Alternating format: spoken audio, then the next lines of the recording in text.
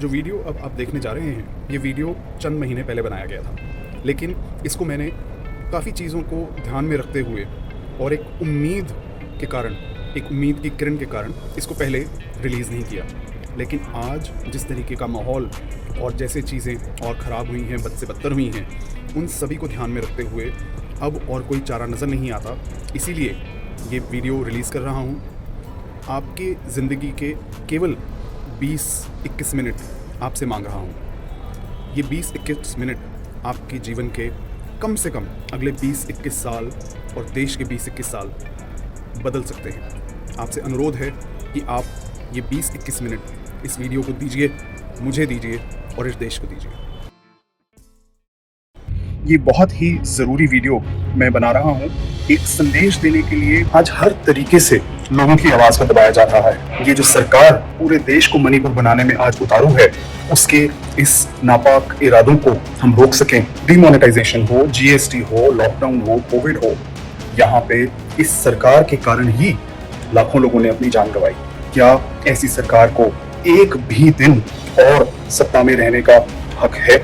ऐसा लगता है कि ये सरकार बनाई ही सिर्फ लूट खसूट के लिए गई है। आज देश भर में नौकरियां नहीं है, किसान खुदकुशी कर रहे हैं। दूसरी तरफ ये सरकार लाखों करोड़ के कर्जे कॉर्पोरेट घरानों को माफ कर रहे हैं। आज की ये जो आपकी जंग है, लड़ाई है, ये 90-10 की लड़ाई है। All we need is peace. तो कभी कभी शांति के लिए, पीस के लिए प्रयास करना पड़ता है, संघर्ष भी करना पड़ता है, और तभी बदलाव की वो हवा चलेगी जिसकी आज इस देश को सख्त जरूरत है। आज रखड़ी का त्योहार है और सबसे पहले तो आप सभी को इस त्योहार की बहुत बहुत शुभकामनाएं। आज के इस दिन ये बहुत ही ज़रूरी वीडियो मैं बना रहा हूँ एक संदेश देने के लिए सभी भाइयों को और सभी बहनों को देश भर में। मेरा संदेश देश भर के भाइयों और बहनों दोनों को है, और संदेश ये है कि आज वक्त आ चुका है कि आप अपने कर्तव्य को निभाएं। मणिपुर में जिस तरीके का दुष्कर्म हमारी उन 2 बहनों के साथ हुआ, और ना जाने कितनी और बहनों के साथ हो चुका है, क्योंकि मणिपुर के चीफ मिनिस्टर खुद अपने मुंह से कह चुके हैं कि इस तरीके के तो बहुत हादसे हो चुके हैं। तो अगर हम चाहते हैं कि इस तरीके का और वाकया, इस तरीके के और हादसे कहीं पे भी ना हो, मणिपुर में या कहीं पे भी देश में ना हो, तो आज सभी भाइयों को हाथ पकड़ के एक दूसरे का सड़क पर उतरना होगा, आंदोलन करना होगा, एक लहर चलानी होगी, ताकि ये जो सरकार देश को, पूरे देश को मणिपुर बनाने में आज उतारू है, उसके इस नापाक इरादों को हम रोक सकें और अपनी बहनों को वो सुरक्षित जीवन और शांति दे सकें जिसकी इस देश का संविधान हम सभी को एक गारंटी देता है। आज हर तरीके से लोगों की आवाज़ को दबाया जा रहा है, और चाहे वो आवाज़ आपकी अपने घर के बाहर हो, या वो आपके आज़ान की आवाज़ हो, या वो आपके सोशल मीडिया पर बोलने की ताकत हो या इच्छा हो, या वो आज संसद में हमारे सांसदों की भी आवाज़ क्यों ना हो, हर आवाज़ को ये सरकार दबाने में लगी है। तो अगर सरकार ये काम करेगी तो हमें किसी बाहर वाले की ज़रूरत ही क्या है? डिमोनेटाइजेशन हो, जीएसटी हो, लॉकडाउन हो, कोविड हो, यहाँ पे इस सरकार के कारण ही लाखों लोगों ने अपनी जान गंवाई। तो अगर सरकार इस देश के लोगों की दुश्मन बन जाए, तो क्या हम सिर्फ खड़े देखते रहें? और कब तक? और हम कितना इस देश को बर्बाद होने दें, और किस हद तक गिरने दें कि कुछ करने को रह ही ना जाए? आप गुजरात में गिरे हुए उस पुल को ले लीजिए, या उड़ीसा में हुई वो रेल घटना को ले लीजिए। हर जगह, हर प्रांत में ऐसे हादसे हो रहे हैं जो केवल और केवल सरकार के निकम्मेपन और जानबूझकर वहां पैसा ना खर्च करने के कारण है जहां उसकी जरूरत थी, और इसका भुगतान इस देश की जनता को करना पड़ रहा है, और भुगतान भी अपनी जिंदगी से। तो मैं आपसे ये पूछना चाहता हूँ, क्या ऐसी सरकार को एक भी दिन और सत्ता में रहने का हक है? मुझे तो इस देश के सैनिकों पर हैरानी होती है। आप कितने ही बार अपने साथियों को गंवा चुके हैं इस सरकार की नीतियों के कारण। पुलवामा में जो हुआ, हमारे 40 जवान बिना बात के शहीद हुए, और ऐसे शहीद हुए कि उनके शरीर के अंग भी ना मिले, और वो सिर्फ इसलिए कि न केवल इस सरकार ने हमारे जवानों को वो हवाई जहाज नहीं दिए जिसकी सख्त जरूरत थी। इस देश में प्रधानमंत्री के लिए नए जहाज खरीदने के लिए हमारे पास 8-9 हज़ार करोड़ हैं, लेकिन हमारे जवानों को एक जगह से दूसरी जगह सुरक्षित पहुंचाने के लिए हमारे पास हवाई जहाज भी नहीं है। कुछ लोगों का कहना यहाँ तक है कि ये सब कुछ जान के करवाया गया। कैसे 350 किलो RDX इतने दिन भारत में घूमता रहा और किसी भी एजेंसी को कोई खबर नहीं आई। और इस षड्यंत्र का फायदा किसको हुआ? इस षड्यंत्र का फायदा इसी सरकार को हुआ, क्योंकि उसने उन फौजियों की मौत को चुनाव का मुद्दा बनाया और लोगों में एक रोष भरा, एक घिनौना खेल हमारे फौजियों की लाशों के ऊपर खेला गया और वो खेल सत्ता को अपने जेब में रखने का खेल था और उसका भुगतान आज और फौजी कर रहे हैं, आज पूरा देश कर रहा है। तो मैं ये सोचता हूँ कि हमारे फौजी भाई भी कैसे हैं कि आप इतनी बड़ी घटना में जिसमें आपके 40 भाई शहीद हुए, उसके बावजूद आपको गुस्सा नहीं आता, आप उस बारे में कुछ करते नहीं हैं। आज देश भर में लोगों को इस तरीके से पीड़ित किया जा रहा है कि उनके सभी संवैधानिक राइट्स उनसे ले लिए गए हैं, लेकिन आप खड़े देख रहे हैं। हमारे फौजियों को तो शायद इस चीज का भी दुख नहीं है कि उन्हीं के एक भाई की बीवी के साथ मणिपुर में ये घिनौना काम हुआ है। वो बेचारा जो कि कारगिल में हमारे देश के लिए हमारे बाकी फौजियों के साथ लड़ा, दुख से उसको ये कहना पड़ा कि मैंने देश को तो बचा लिया लेकिन मैं अपनी खुद की बीवी को ना बचा सका। इसी तरीके का एक हादसा हमारे फौजी के पिता के साथ हुआ। उस समय वो फौजी सेवा में तैनात था और यहाँ उसके पिता को देश के स्टेट होम मिनिस्टर का बेटा अपनी गाड़ी से कुचल रहा था। तो मैं जानना चाहता हूँ कि आप लोग कब जागेंगे, आप लोग अपने कर्तव्य का पालन कब करेंगे। मेरा सवाल भारत के सभी लोगों से भी है कि आप अपनी नींद से कब जागेंगे और कितने लोग मरेंगे तब जाके आपको होश आएगा, क्योंकि आप ऐसा लगता है कि अपना होश गवा के बैठे हुए हैं। डिमोनेटाइजेशन में कितने लोग मरे, कोविड में बिना ऑक्सीजन के कितने लोग मरे, और उसके बावजूद सरकार ने देश की संसद में ये कहा कि ऑक्सीजन की कोई कमी नहीं हुई, और आप इन सारी चीजों को अपने कितने रिश्तेदारों को गंवाने के बावजूद आपको कुछ फर्क नहीं पड़ा, ऐसा लगता है। और इसीलिए एक के बाद एक इस देश में हादसे होते जा रहे हैं, चाहे वो गुजरात में एक ब्रिज का गिरना हो या बालासोर उड़ीसा में जो बहुत ही दर्दनाक रेल दुर्घटना हुई, जिसका मूल कारण ये था कि जहां पैसा खर्चना था, जहां ध्यान देना था, वहां हमारी सरकार की मिनिस्टर और हमारी सरकार की मिनिस्ट्री और हमारे सरकार के तंत्र, उनका ध्यान है नहीं। ऐसा लगता है कि ये सरकार बनाई ही सिर्फ लूट खसूट के लिए गई है, और वो लूट इतना लिया गया है कि आज देश भर में नौकरियां नहीं है, देश भर में किसान खुदकुशी कर रहे हैं, और दूसरी तरफ ये सरकार लाखों करोड़ के कर्जे कॉर्पोरेट घरानों को माफ कर रहे हैं। ऐसा लगता है कि उनके लिए एक रेड कारपेट, एक पायदान बिछा दिया गया है कि ये सरकार सिर्फ 10% लोगों के लिए काम करेगी। तो मेरा कहना है कि आज की ये जो आपकी जंग है, लड़ाई है, ये 90-10 की लड़ाई है। 90% भारत जिसको कि बेहाल कर दिया गया है, जिसको खाली कर दिया गया है, और 10%, शायद वो 10 से भी कम हो, लेकिन 10% जो इस सरकार के कारण फल फूल रहा है और बहुत पैसे कमा रहा है, बढ़ता ही जा रहा है। आज 90% भारत को सड़कों पे आना पड़ेगा, आज 90% भारत को अपनी बेटियों को बचाना पड़ेगा, आज 90% भारत को इस देश को बचाना पड़ेगा, वरना इस देश की हालत मणिपुर जैसे बनने में कोई बहुत ज्यादा वक्त नहीं लगेगा। तो आपको अगर जरा सी भी चिंता अपने लिए, अपने देश के लिए, अपने परिवार के लिए, अपने पड़ोसियों के लिए, परिजनों के लिए है, तो आज जागिए, आइए मिलकर हम इस भारत को, अपने देश को बचाएं। ये जंग हमें इकट्ठे मिलकर लड़नी पड़ेगी, और मुश्किल नहीं है। आपने देखा कि जब भी लोग इकट्ठे हुए तो वो चाहे कोई भी सरकारी तंत्र हो, उसको पीछे हटना पड़ता है, और आज आपको और कोई चारा नहीं है, वरना आपको चारे के जैसे ये लोग निकल जाएंगे। और ये ठीक उसी तरीके से किया जाएगा जैसे देश का लाखों करोड़ जो है ये सरकार गबन कर चुकी है। आपको अभी तक शायद पता भी नहीं चला कि देश का जो कर्जा है, हर भारतीय के ऊपर जो कर्जा है, वो कितना बढ़ चुका है, दुगने से ज्यादा हो चुका है, और ये केवल पिछले 9 सालों में। तो आज आपको समझना पड़ेगा कि ये सरकार अपने साथ की उन लोगों को, जिनको वैसे ये लोग मीडिया कहते हैं या आप लोग मीडिया कहते हैं, जो कि अदरवाइज प्रोपेगेंडा चैनल्स हैं, वो आपके सामने सच आने ही नहीं देते। आपको हिंदू, मुस्लिम, माइनॉरिटी और ये और वो और पाकिस्तान और ये और यहाँ का और वहां का लड़ाई झगड़ा, उसी में आपका दिमाग फंसा के रखते हैं। आपके अंदर इतना जहर बनने की कोशिश करते हैं कि आप असली मुद्दों के बारे में सोच भी ना सकें। बात करने की तो बात दूर है। घर घर में इन्होंने आज प्यार की बजाय दंगा पहुंचा दिया है। हर घर जो है तिरंगा नहीं आ रहा, लेकिन हर घर में दंगा आ जा रहा है, और जिसके कारण इकोनॉमी का बहुत भारी नुकसान हो रहा है। और जिस तरीके से अभी नून में हमने देखा और उसका इफेक्ट जो गुड़गांव में आया, तो कितने ही कॉर्पोरेट्स वो डर गए कि हमारे एम्प्लॉइज का क्या होगा। तो ये एक छोटा सा एक उदाहरण है कि किस तरीके से आपको इन सारी चीजों में उलझा के, दंगा करा के ये लोग अपना फायदा करते हैं। कितने शर्म की बात है कि आज ऐसा जो है लोगों को रिपोर्ट देनी पड़ रही है कि चुनाव जीतने के लिए हो सकता है ये सरकार राम मंदिर तक पे जो है हमला करवा दे। आप सोच सकते हैं कि किस स्तर पे हम आज पहुंच चुके हैं और ये सरकार आपको ले आई है। तो आज आप ये फैसला कर लीजिए कि क्या आप अपने बच्चों का अच्छा भविष्य चाहते हैं, आप साफ हवा लेना चाहते हैं, आप एक ऐसे माहौल में रहना चाहते हैं जहां पे कि सबका बढ़ोतरी हो सके, या आप एक ऐसे माहौल में रहना चाहते हैं जो कि पूरा देश मणिपुर बना दिया जाए। मणिपुर में 5000 से ज्यादा सोफिस्टिकेटेड वेपन्स चोरी हुए, तकरीबन 6000, जिसमें AK-47 राइफल्स और मशीन गन्स और कार्बाइन्स ऐसे ऐसे हथियार हैं जो कि आर्मी और मिलिट्री यूज करते हैं।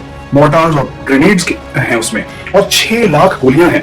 आप सोच सकते हैं कि इससे पूरे देश में कितनी तबाही मचाई जा सकती है। लेकिन क्या आप ये भी सोच सकते हैं कि ये तबाही सबसे पहले किसको इफेक्ट करेगी? मणिपुर में लोगों को तो मारा ही जा रहा है, लेकिन आज फिर हमारे जवानों की जिंदगी जो है वो खतरे में आ गई है, क्योंकि पहली गोली जब लगेगी तो वो जवान पे चलेगी। तो पुलवामा से लेके आज मणिपुर, फिर हमारे जवानों की जिंदगी खतरे में है। और सबको साथ, किसान, जवान जो कि जवान लोग हैं जिनके पास नौकरियां नहीं हैं, ऐसे हमारी बहनें जिन सुरक्षित नहीं है, आप सभी को साथ उतरना पड़ेगा। आप मेरे पीछे LIC का बोर्ड देख सकते हैं, और LIC और ना जाने कितनी और ऐसी पब्लिक कंपनीज जो कि बहुत मुनाफे में थी, उनको बर्बाद कर दिया गया है। न केवल उनको बर्बाद कर दिया गया है, आज हर तरीके से, हर जगह से आपको निचोड़ा जा रहा है। पब्लिक कंपनीज को बर्बाद करके प्राइवेट घरानों को इतना ज्यादा मुनाफा दे दिया गया है कि एक तरीके से ऐसा लगता है पूरे देश को उनके हवाले कर दिया गया है या बेच दिया गया है। और हर चीज उसके दम पर महंगी कर दी गई है। न केवल उसके दम पर, बल्कि एक आतंकवाद जो फैलाया गया है उसके दम पर हर चीज को महंगा किया जा रहा है।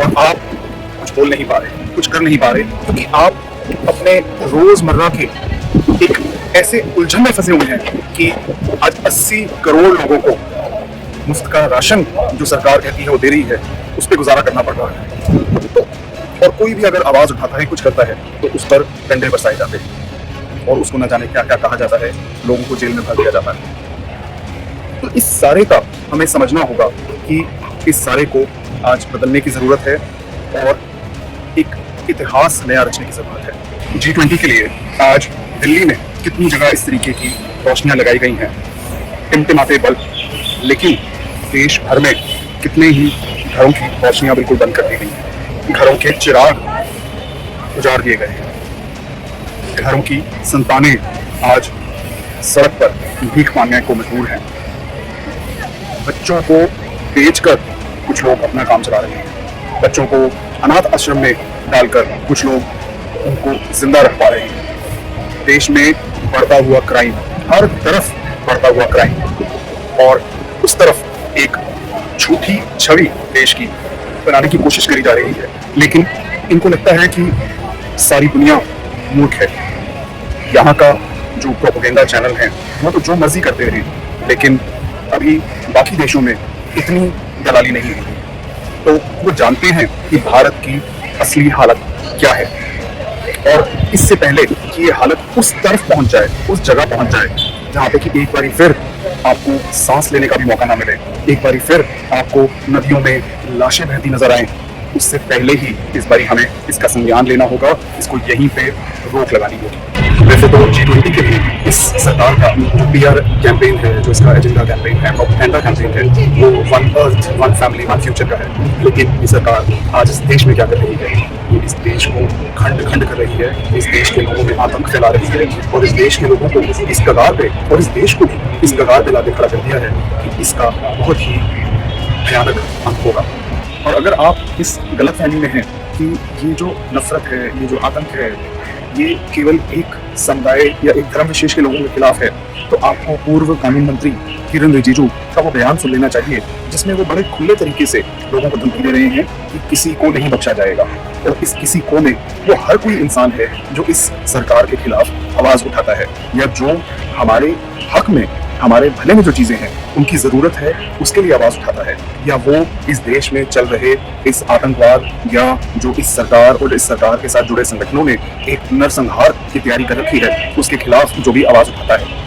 तो ये आप कतई अपने दिमाग में मत रखिएगा कि आप बच जाएंगे, हर कोई इसकी चपेट में आएगा। जिस तरीके से कोविड में लाखों लोग मरे और उसमें किसी का ऐसे नहीं हुआ कि आप किसी एक समुदाय से हैं तो आप या आपके परिवार वाले बच गए, या आप किसी एक धर्म से हैं तो आप बच गए।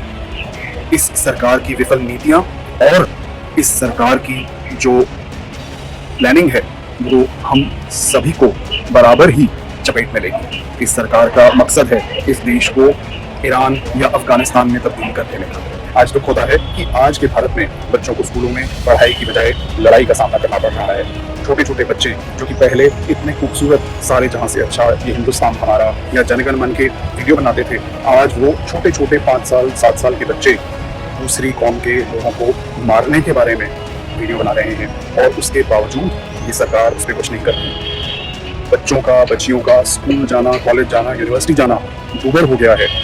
और इसी भारत में, जब इस भारत की राजधानी तक में लोगों को, दूसरे कौम के लोगों को मारने की शपथ तक दिलाई गई। भारतवर्ष से कितने वीडियो आ चुके हैं कि छोटे छोटे बच्चों तक को एक हिंदू राष्ट्र बनाने के लिए दूसरी कौम को मारने और खुद मरने की शपथ दिलाई जा रही है।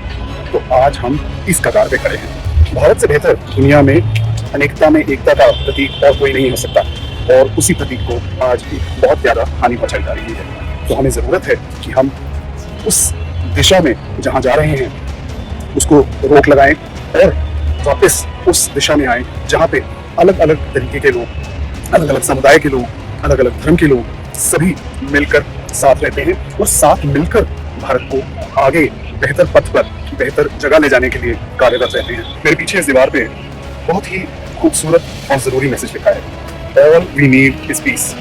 तो कभी कभी शांति के लिए प्रयास करना पड़ता है, हाथ एक के साथ एक जोड़ के प्रयास करना पड़ता है, संघर्ष भी करना पड़ता है, और तभी बदलाव की वो हवा चलेगी जिसकी आज इस देश को सख्त जरूरत है। तो ये आह्वान आप सभी को कि आए हम सब मिलकर अपना कर्तव्य निभाएं और इस देश का भविष्य बदलें। तो मैं उम्मीद करता हूँ कि देश की दशा को बदलने के लिए आप साथ आएंगे और इस संघर्ष में अपने साथ, अपने परिवारजनों को, अपने दोस्तों को, अपने कोलीग्स को, सबको लेकर एक साथ मैदान में उतरेंगे और हम इस देश को एक नया अच्छा भविष्य प्रदान कर पाएंगे। एक बार फिर इतिहास रचेगा, एक बार फिर इतिहास रचेगा, एक बार फिर इंसान इंसान में बटेगा, एक बार फिर खेली जाएगी होली खून की, कतरा यहाँ कतरा वहां डुलेगा, हर हर जय जय का नारा, और फिर कुछ नहीं बचेगा। एक बार फिर इतिहास रचेगा, एक बार फिर इतिहास रचेगा, एक बार फिर साथ देगी खाकी, कोई सबूत ना रहेगा बाकी। एक बार फिर साथ देगी खाकी, कोई सबूत ना रहेगा बाकी। जो मरा कटा जला लुटा वही फंसेगा, रौंद देंगे उसकी होंद को, रौंद देंगे उसकी होंद को, उसी के घर जब बुलडोजर भी चलेगा। एक बार फिर इतिहास रचेगा, एक बार फिर इतिहास रचेगा, मदारी बैठ देख तमाशा हंसेगा, मदारी बैठ देख तमाशा हंसेगा, अपने नोट गिनेगा अगला खेल रचेगा। एक बार फिर इतिहास रचेगा, बस ये सब यूं ही चलता रहेगा, एक बार फिर इतिहास रचेगा। हम और तुम, हाँ हम और तुम अगर तोड़ दें कठपुतली की डोर को, हम और तुम अगर तोड़ दें कठपुतली की डोर को, तो रच सकते हैं एक नया इतिहास। हम और तुम अगर तोड़ दें कठपुतली की डोर को, तो रच सकते हैं एक नया इतिहास। कुछ नया, कुछ अलग, कुछ खास करना पड़ेगा। रगों में खून, मन में जोश, दिल में जुनून, सब ताजा भरना पड़ेगा। आगे आना पड़ेगा, हटना पड़ेगा, डटना पड़ेगा, नाइंसाफी के खिलाफ लड़ना पड़ेगा। खेलेंगे फिर होली अलग अलग रंगों वाली, खेलेंगे फिर होली अलग अलग रंगों वाली, दिवाली, ईद, क्रिसमस सबके संगों वाली। एक बार फिर इतिहास रचेगा। इस बार एक नया इतिहास रचेगा। इस बार फिर एक नया इतिहास रचेगा।